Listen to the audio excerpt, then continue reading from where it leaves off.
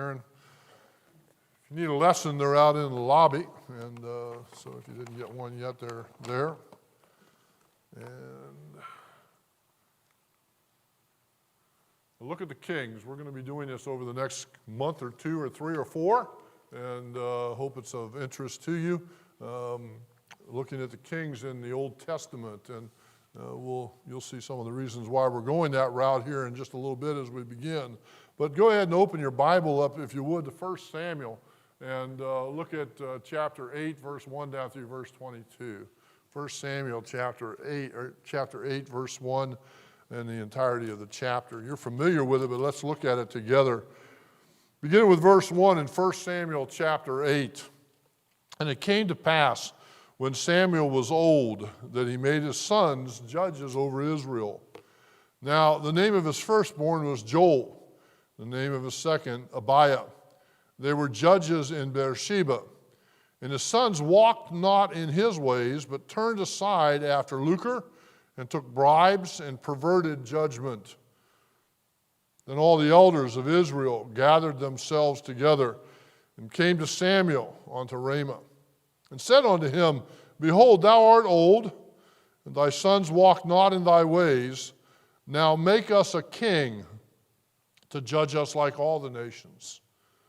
But the thing displeased Samuel, when they said, Give us a king to judge us. And Samuel prayed unto the Lord. And the Lord said unto Samuel, Hearken unto the voice of the people in all that they say unto thee, for they have not rejected thee, but they have rejected me, that I should not reign over them. According to all the works which they have done since the day I brought them up out of Egypt, even unto this day, wherewith they have forsaken me and served other gods, so do they also unto thee. Now therefore hearken unto their voice, howbeit yet protest solemnly unto them, and show them the manner of the king that shall reign over them. And Samuel told all the words of the Lord unto the people that asked of him a king. And he said, This will be the manner of the king that shall reign over you. He will take your sons and appoint them for himself, for his chariots and for his horsemen. And some shall run before his chariots. He shall appoint them captains over thousands and captains over 50s, and will set them to ear his ground and to reap his harvest, and to make his instruments of war and instruments of his chariots. And he will take your daughters to be confectionaries and to be cooks and to be bakers. And he will take your fields and your vineyards and your olive yards, even the best of them, and give them to his servants. And he will take the tenth of your seed and of your vineyards, and give to his officers and to his servants. And he will take your men servants and your maid servants, and your goodliest young men and your asses, and put them to his work. He will take the tenth of your sheep, and ye shall be his servants. And ye shall cry out in that day because of your king, which ye shall have chosen you, and the Lord will not hear you in that day. Nevertheless, the people refused to obey the voice of Samuel. And they said, Nay, but we will have a king over us, that we also may be like all the nations, and that our king may judge us and go out before us and fight our battles. Samuel heard all the words of the people, and he rehearsed them in the ears of the Lord. And the Lord said to Samuel, Hearken unto their voice, and make them a king. And Samuel said unto the men of Israel, Go ye every man unto his city. This is a passage of Scripture that is a pivotal turning point in the history of Israel. When you look at Israel's history up to this point, and as God says here, they were rebellious and they disobeyed him. But at this point, it pivots. And from this point on, it's all downhill. And there are little glimpses of brightness along the way, and we'll see over our study over these next months some of the kings that were godly kings, but they were few and far between.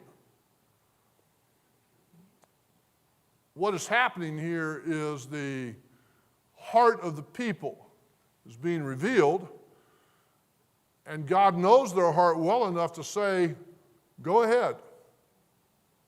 Go ahead. I don't remember what it was specifically. It's probably best that I don't. When I was growing up, I gave my mother fits. How my mother reached 90 with no gray hair is beyond my wildest imaginations. Says a lot for genetics. Dad, he had gray hair by the time I was 1. But I gave my mom fits over things. And I remember one time, and again, I don't remember the circumstances of it, but I was arguing with Mom, and I was trying to convince her why what I wanted to do was okay, and why her reason was wrong, and on and on. And my mom looked at me, and she said, all right, go ahead, but don't come crying when you realize I was right. It wasn't one of those funny ones like, if you break your leg, don't come running to me, one of those kind of things. She told me, though, very simply, she said, all right, you go ahead and do what you want to do, but when it doesn't work, don't cry to me because I told you.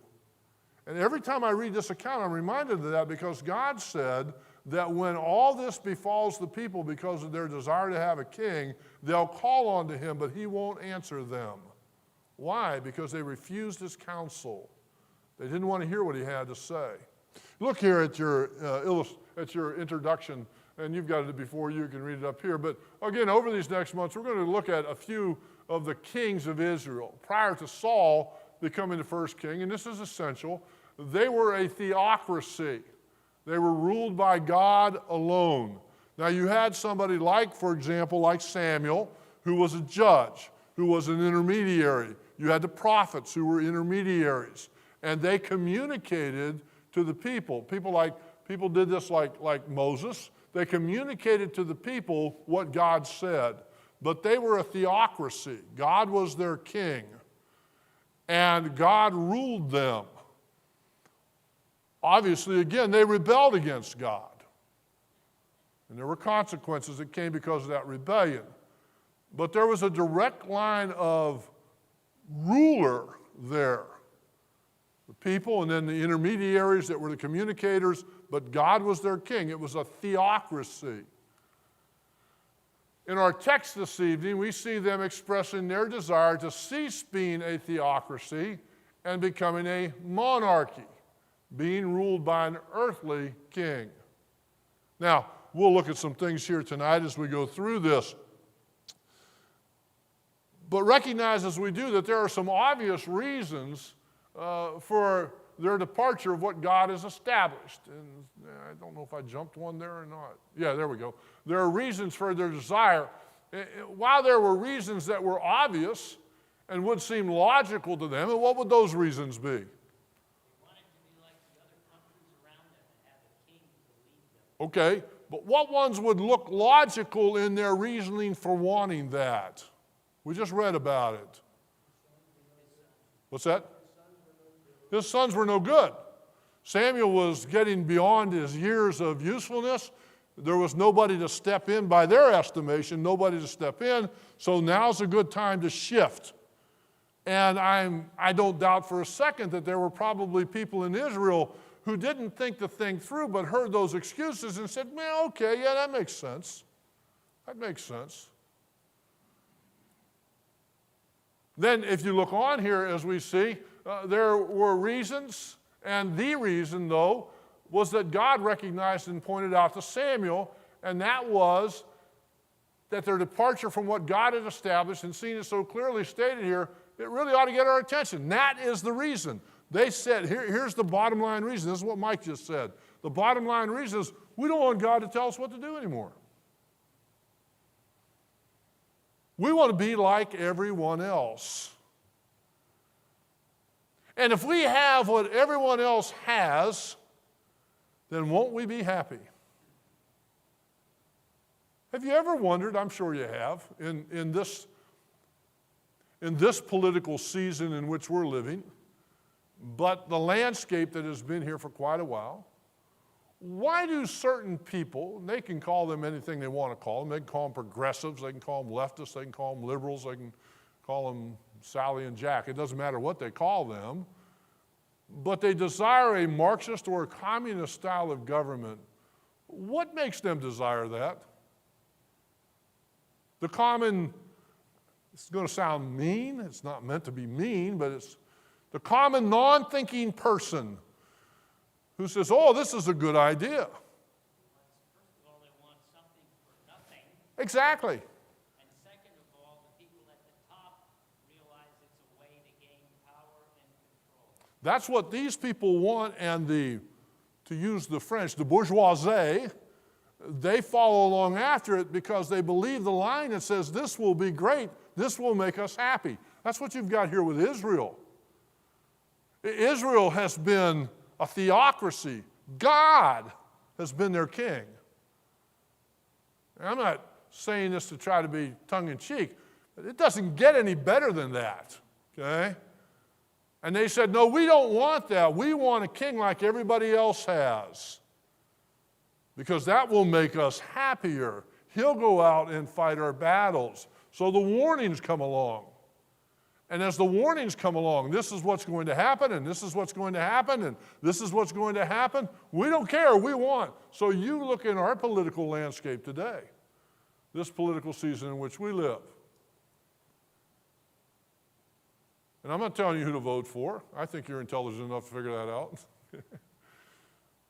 But when you look at the left side, we'll just put it that way, and all the warnings under the sun, you don't mean a hill of beans to them. Do you know what the bottom line is? The bottom line is we don't want God telling us what to do. Now let me say this about Donald Trump. This is not an endorsement. I'm not supposed to endorse him from the pulpit. I don't know if this distances me enough or not. If you want to ask me after church, that's fine. This is not an endorsement. But one thing I will say about Donald Trump, first of all, when we vote on November the 3rd or the 2nd or the 8th or whatever we decide to vote, okay, or how many times we decide to vote, when we vote, okay, when we do that, when we vote, we're not voting for a Sunday school teacher. We're not voting for a pastor. We're not voting for somebody who is doctrinally sound. We're voting for somebody who will do their best or do the best of those who are available to uphold rightness and goodness and godliness and protect it in our nation. So you explain to somebody, well, you know, look, and again, I don't want to get too far off base on this, but well, I want to. I just was going to try not to. But well, you look at what's gone on through all of this COVID thing. And I'm not a conspiratorialist. I mean, I believe that there was a conspiracy to kill Kennedy. I don't go much farther than that with conspiracies, okay? But I look at these things, and we almost have to be blind. If we look, for example, at Governor Cuomo saying, well, I'm just going to shut the churches down. And what do most people do when he says, we're going to shut the churches down? They don't go. He said, well, yeah, government said we can't meet. Newsom out in California. You can't meet. And if you do, you can't sing.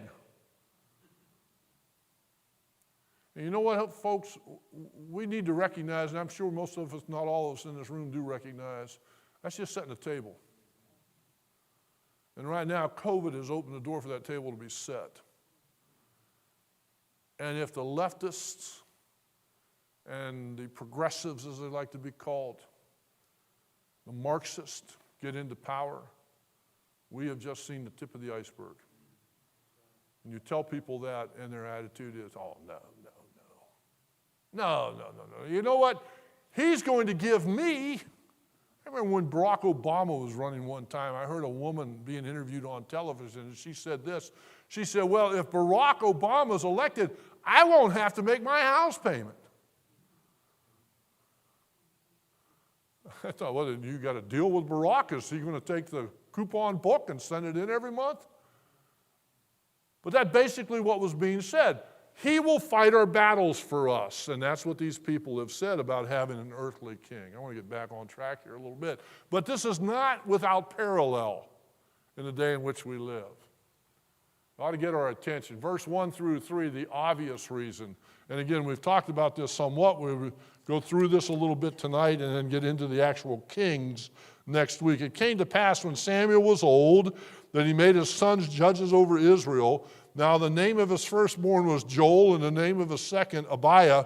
They were judges in Beersheba, and his sons walked not in his ways, but turned aside after lucre and took bribes and perverted judgment. The obvious reason why we don't want this system anymore, we need to have a king like everybody else has, because look at what's obvious. Samuel's now an old man. He's been a judge, a prophet, a priest for many years, 60 years in total by the end of his life. He's done a good job. They're not saying to Samuel, hey, Samuel, you've always been a bum. They're just saying to Samuel, hey, Samuel, you're at the end of the road. You're at the end of the road. Your time's about up. You're getting to be a very old man. You're not able to do it anymore. And what happens next is he appoints his sons to be judges. And according to verse 3, they were scoundrels. They were crooked. As the old saying is, they were as crooked as a dog's hind leg. They took bribes. They skimmed money off the top. They saw their position as an ATM machine, even though they didn't exist back in those days. They saw it as an opportunity for them to very much enrich themselves and hold their positions of power. They were scoundrels. They were the ones that in our day and age, the conservatives would be crying for them to go to jail. And they should have. And so those are the obvious reasons. Well, after all, look what's happened here. Why do you want a king? Well, Samuel's done a great job for 60 years. He's done a great job, but he's past it now. He's decrepit. It doesn't sound here like Samuel is in dementia. He's dealing with this, and he's conversing with God, but from their estimation, Samuel's days are behind him. And so the natural handing off of power has been to his sons, and look what we have with him. They're crooks. And you know what? That's the only system we have right now. So we either change systems, well, this is what we have. What's left out of that statement? God. That's what's left out of that statement.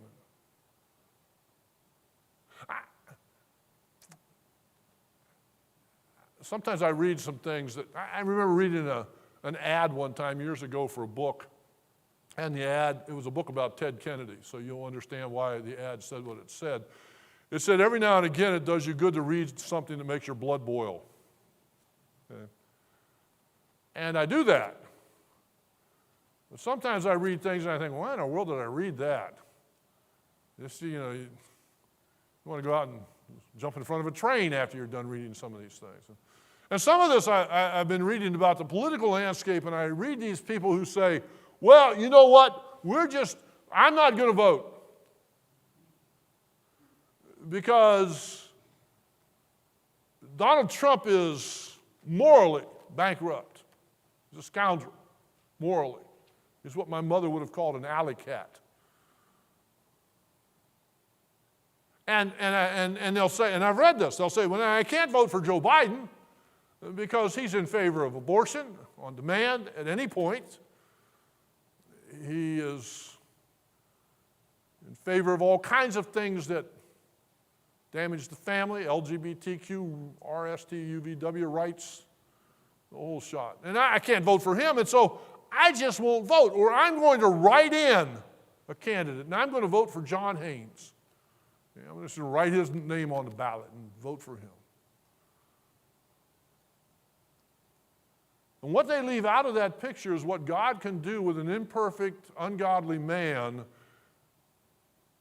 who is trying to do what he thinks God wants him to do and is standing up for things that we know are right.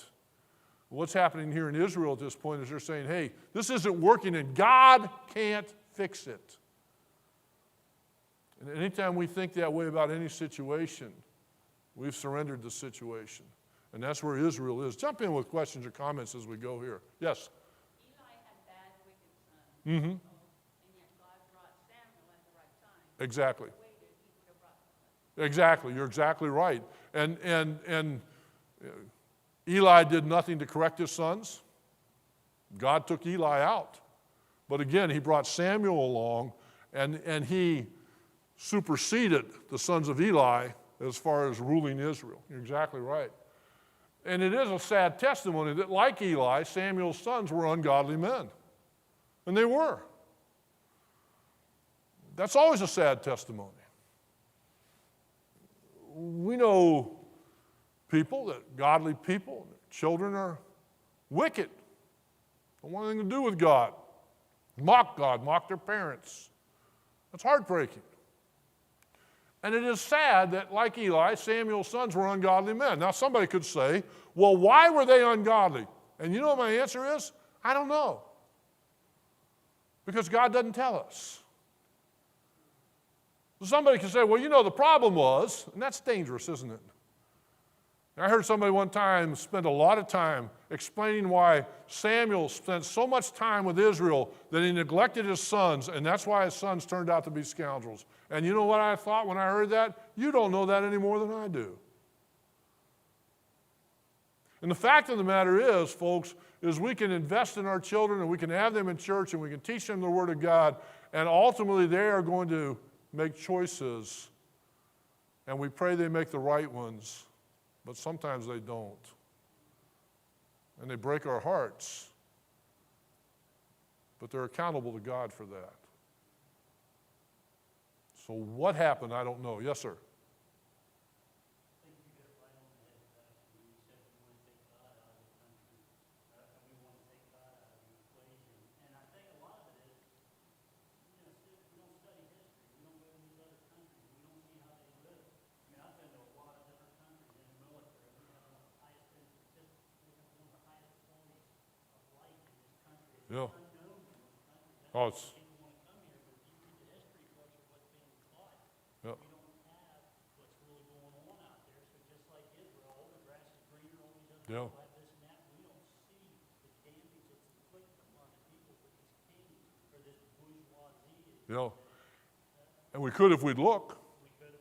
Who was it that said, and somebody help me here if you can remember, I forget just exactly who said it, that if we forget history, we're doomed to repeat it? Santana? Okay. Yep. And that's true.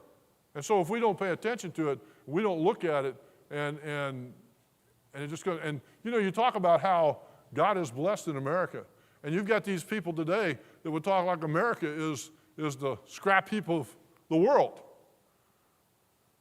How many people did you ever talk to that really desired to live the Korean dream? Okay. How many people said, you know, my goal in life is to move, and I just want to go live the Australian dream? They're not a communist. But how many people flock to our shores because of the American dream?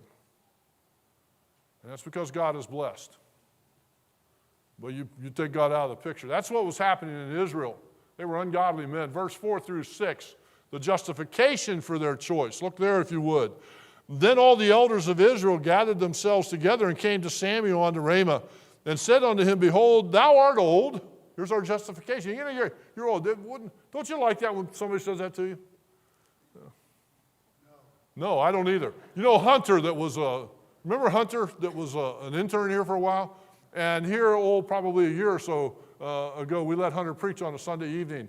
And he said something about, you know, when some people get really old, like Pastor. I thought, you know, pal, I got to fill out an evaluation for you. You might want to think this thing through a little bit before you make such statements, okay? But they say to Samuel, you're old, Samuel. Thou art old. They go on and they say, thy sons walk not in thy ways. And they didn't. And you know what? They were right on both counts here. But this is where the problem comes. It says, now make us or establish us or set us up with a king to judge us like all the other nations have. We want to be like they are. God's hand, historically, go back to what Paul just said, historically, God's hand was evidently upon Israel time and time and time and time and time again. God's hand was there. He defeated their enemies. He gave them their land. He brought them out of Egypt. He did all these multiple things. And they said, well, we want a king like everybody else does. And you know what probably everybody else in the world wanted at that point? They wanted all the things that Israel had. They didn't understand why they had them.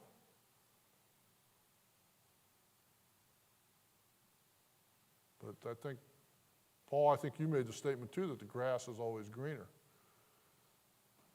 You ever see a cow that gets his head stuck in a fence because he sees green grass on the other side of the fence and reaches his head through? I'm not a farmer, nowhere near a farmer, but I've driven by a lot of farms, okay? And I've seen that a time or two. And you know, it's a sad picture because that poor cow there, he's stuck, he's kicking around, he can't get out. And if the farmer's not nearby, those other cows aren't coming to his aid. They're not coming over and say, hey, Ralphie, just stand still for a minute. We'll kind of move these slats out of the way and you can get free. But he looks and he says, that looks better to me, and disaster comes. And these people, these elders of Israel are saying, we want a king like everybody else has. We want to be like them. And you look at verse 6. But the thing displeased Samuel when they said, give us a king to judge us. And Samuel prayed unto God. Look at the outline we have here.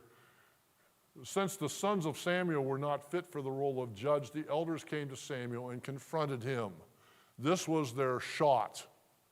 This was what they saw as their opportunity to move it in the direction that they wanted it moved. I don't think this was, and I'm speculating here, I understand that, and I do speculate a bit here, but I don't think that the people that came to Samuel here did this on the spur of the moment.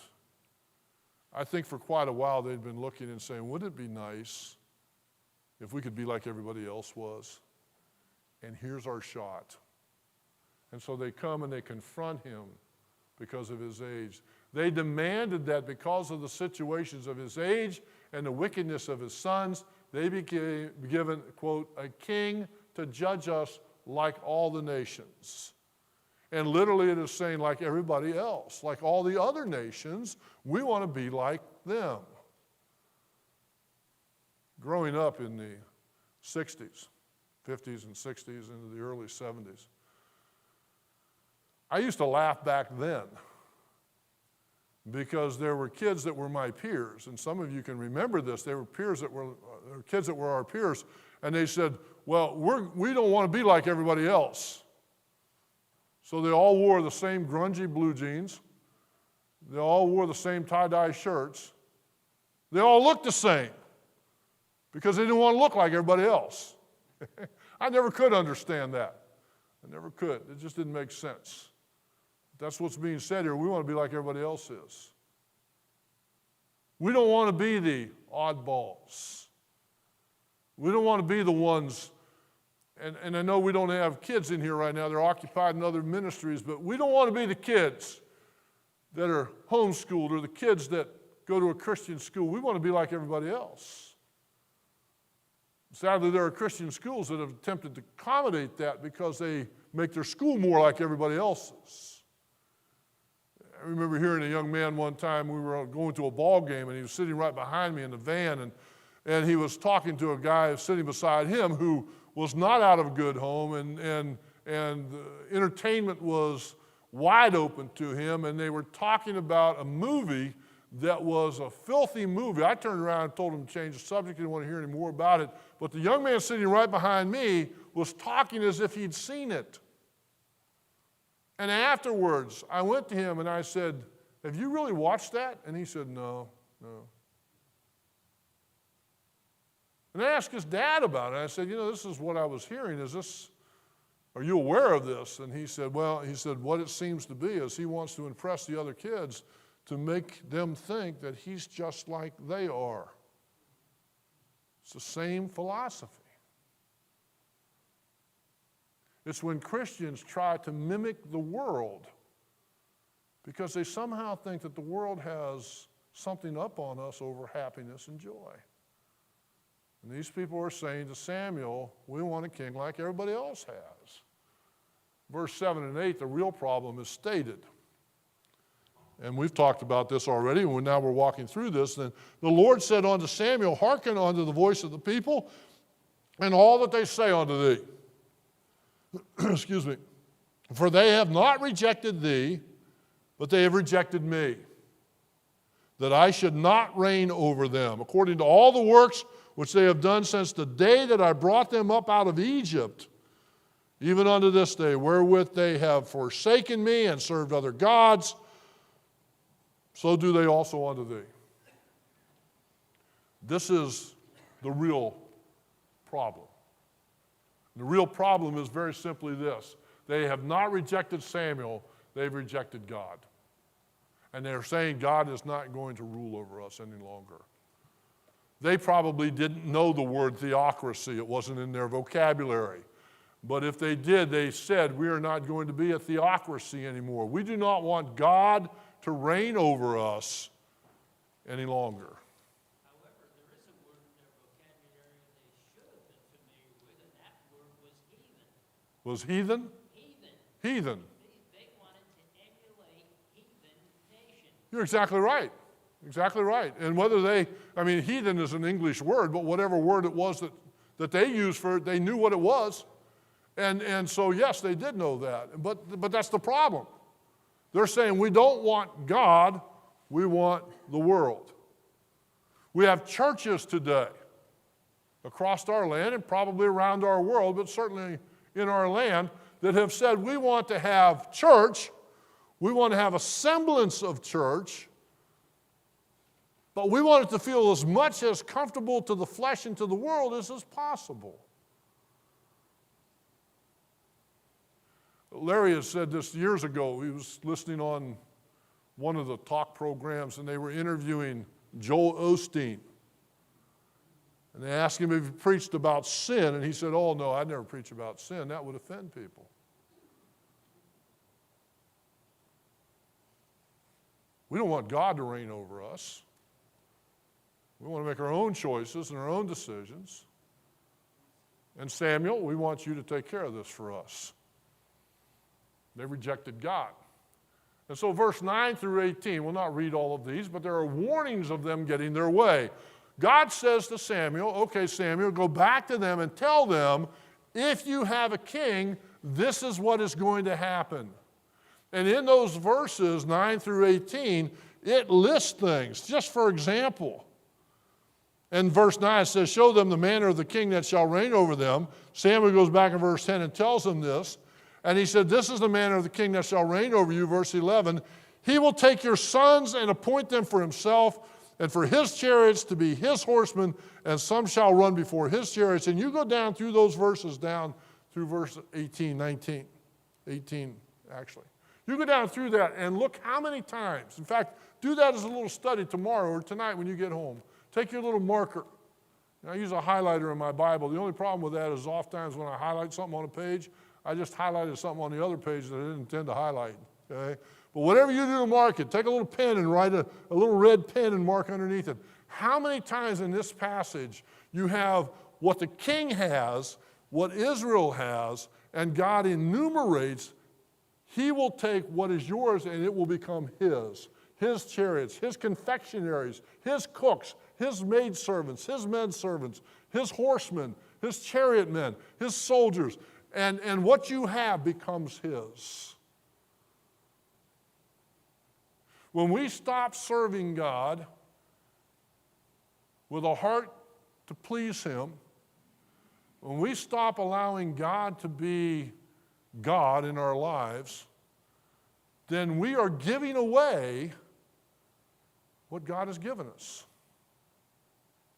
And that's what's happening here. God warns them. He warns them. They'll suffer under the rule of an earthly king. They'll lose their sons. They'll lose their daughters. They'll lose their land. And this is what it comes to. Someone has said you can choose your sin, but you can't choose the consequences. You can say, okay, this is what I'm going to do, and I don't care. This is what I'm going to do. And when the consequences come along, and they will, you can't choose what they're going to be. Well, this isn't what I wanted. Well, sorry. This is the consequence of what you've chosen. And choices always have consequences, and God graciously has warned Israel of what is coming if they get their way. Choices always have consequences.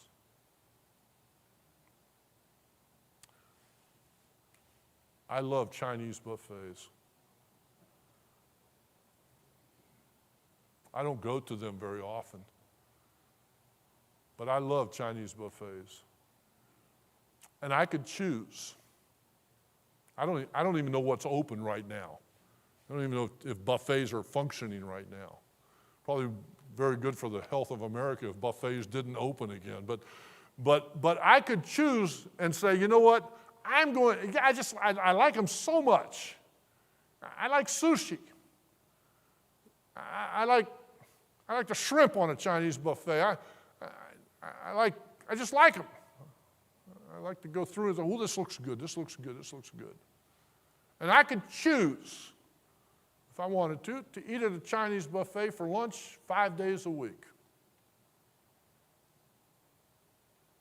And if I did, what do you suspect might be several of the consequences?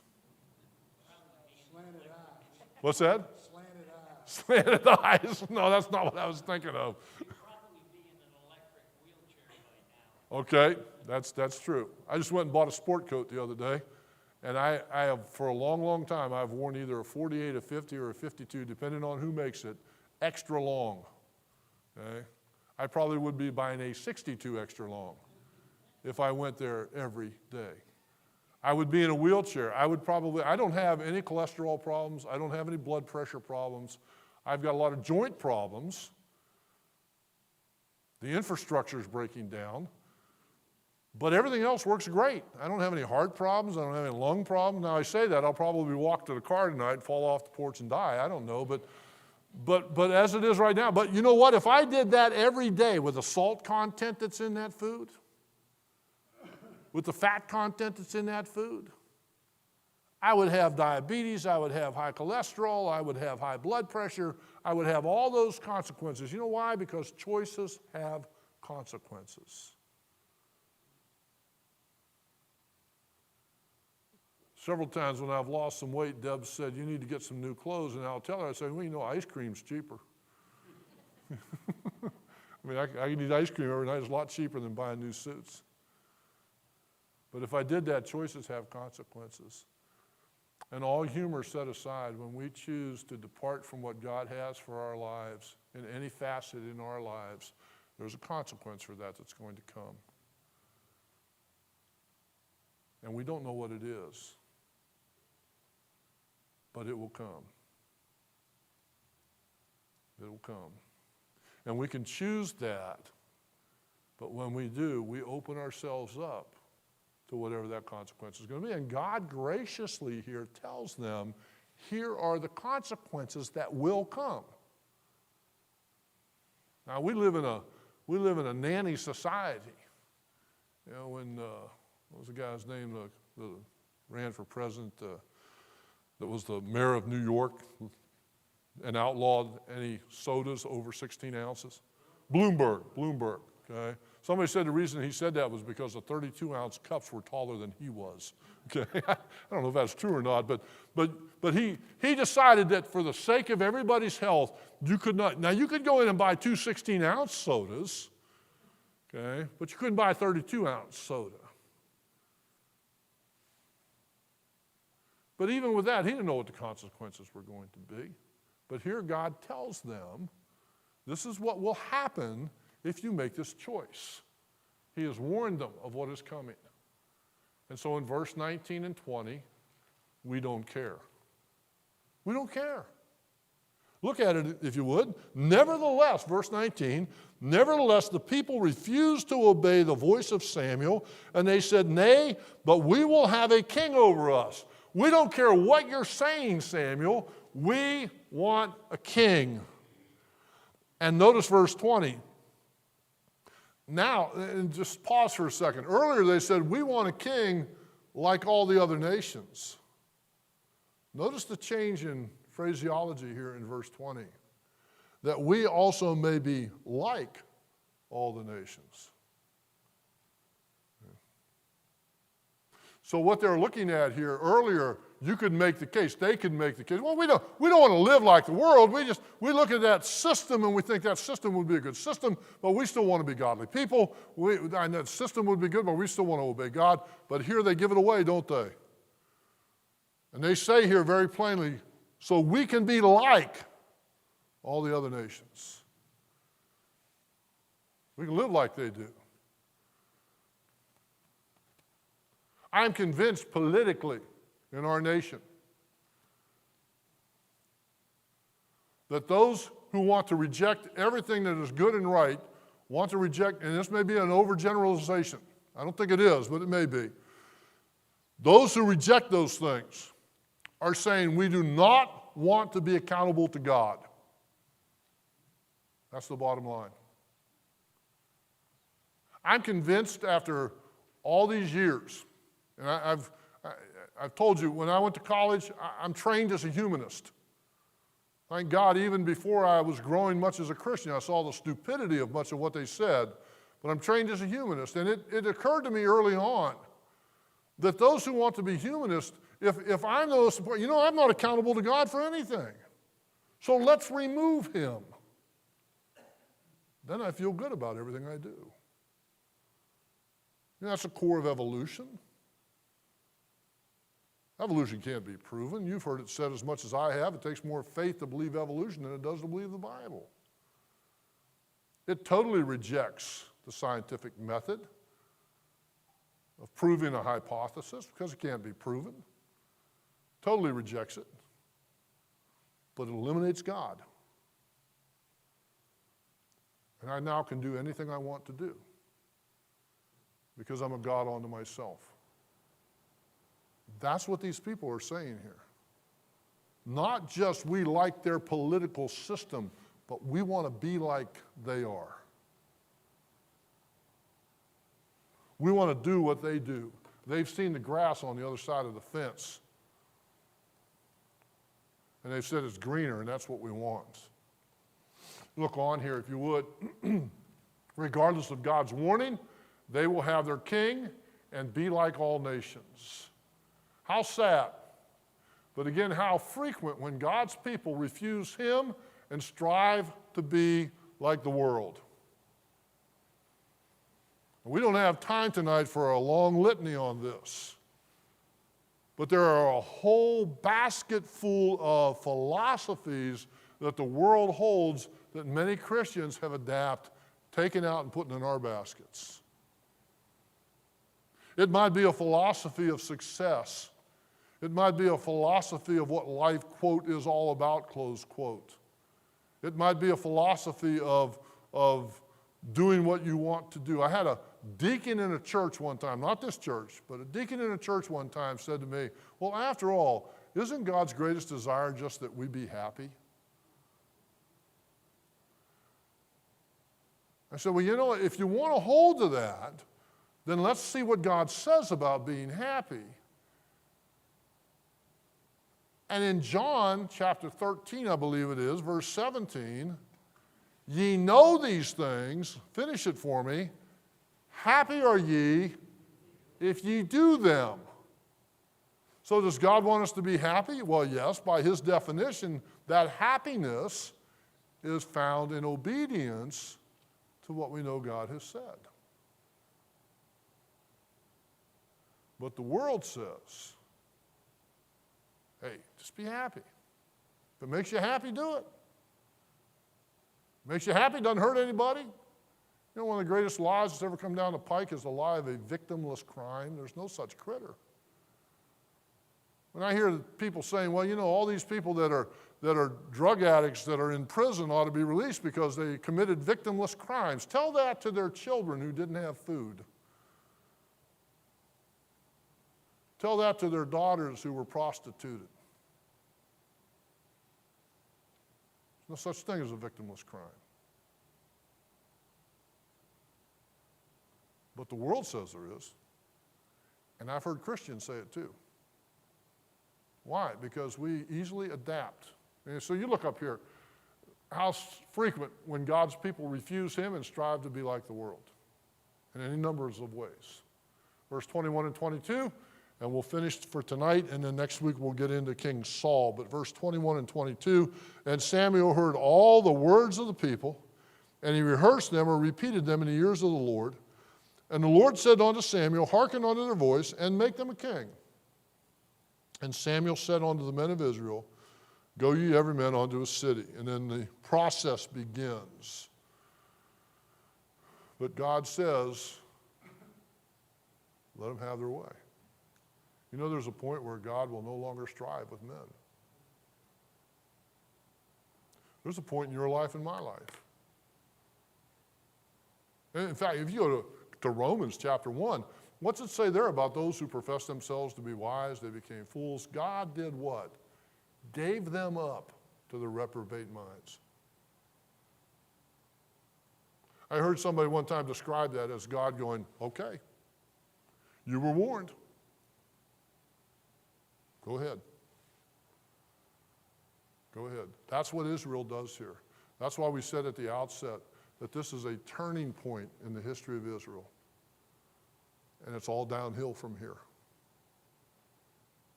They already were on ice with roller skates, but it's all downhill from here. Questions or comments? Anything at all? Yes, sir. Grass is not only greener on the other side of the fence, but if you live in the country for a while, it's also greener over the septic tank. Irma Bombeck wrote a book to that title. Yes. Yes. And it's remarkable to me when I read Samuel and Saul that David was in the process. And I have a feeling that God had a plan and knew that David was sitting there in the wings. Oh, yeah. Yeah. Yeah, there's no doubt about it. And that goes along with what we've often heard, that God never puts his hand to the side of his face and says, oh my, what's happened? He knew. So I didn't go to these last two. If you want to fill in the blanks, how often God's people do the same today, and what is it the same? It's not a blessing, but the start of a downward spiral into apostasy. Okay? All right. Anything else?